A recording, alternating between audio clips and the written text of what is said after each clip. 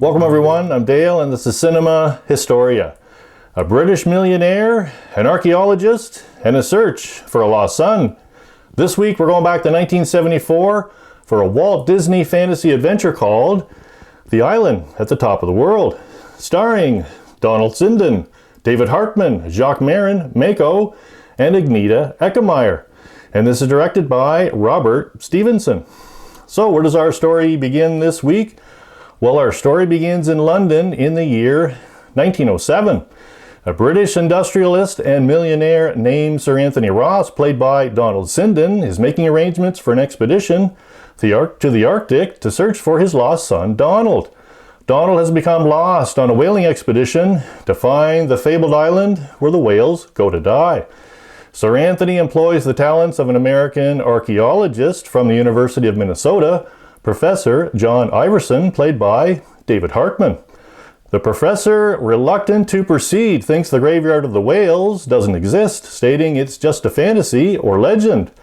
After given an Eskimo bone in the shape of a map by Sir Anthony, the professor changes his mind and packs for the start of their journey from France first thing in the morning.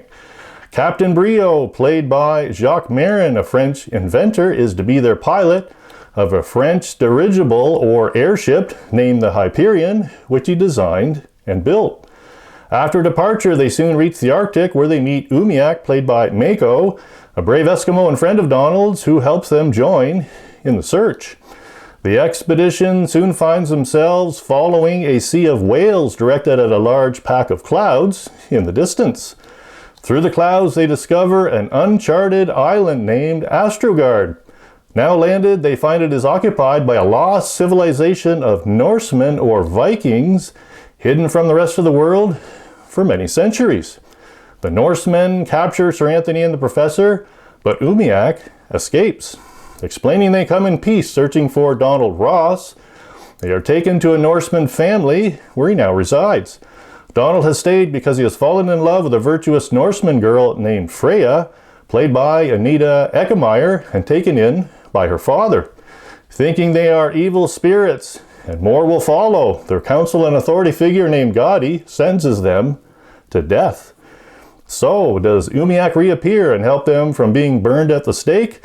Does Freya leave her homeland for a new adventure? And does the graveyard of the whales really exist? Based on a 1961 novel, The Lost Ones, written by Ian Cameron, this film was 3 years in the making. A 1975 nominee Oscar for Best Art Direction and Set Decoration, the Los Angeles Times called it the best live-action feature from Disney in years. The Monthly Film Bulletin wrote that the movie tells its tale with abundant good humor and is a constant visual delight. And I totally agree. For 1974, the visual special effects are quite amazing. And the trivia question this week, was there a name in this film given in honor by Walt Disney? Was there a name in this film given in honor by Walt Disney? So, a little more history and the answer to our trivia question coming up next.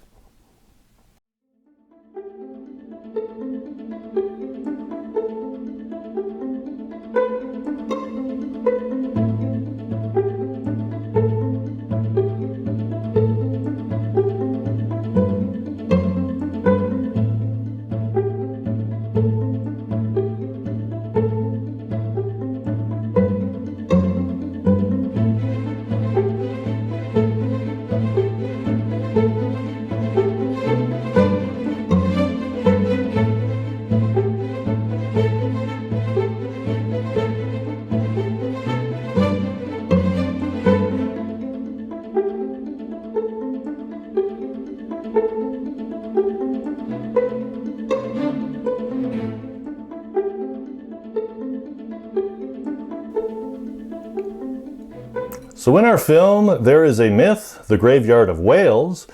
So does the graveyard really exist? Well, yes, and it's called Whale Valley. And that's this week's history. So Wadi Aliton, known as Whale Valley, is a paleontological site in the western desert of Egypt containing hundreds of fossils of some of the earliest ancient whales. Located some 150 kilometers or 93 miles southwest of Cairo, no other place in the world yields the number, concentration and quality of such fossils, nor their accessibility and setting in an attractive and protected landscape. The fossils found at the site may not be the oldest, but their great concentration in the area and the degree of their preservation is such that even some stomach contents are still intact. The first fossil skeletons of whales were discovered in the winter of 1902 and 1903, and for the next 80 years they attracted little interest due to the difficulty of reaching the area. In the 1980s, interest in the site resumed as four-wheel drive vehicles became more readily available. The fossils of whales vary from single bones to entire skeletons, the two most common being the large Basilosaurus and the smaller 3 to 5 meter Dorudon. The oldest fossil yet discovered of a pelican was identified at Whale Valley in 2021.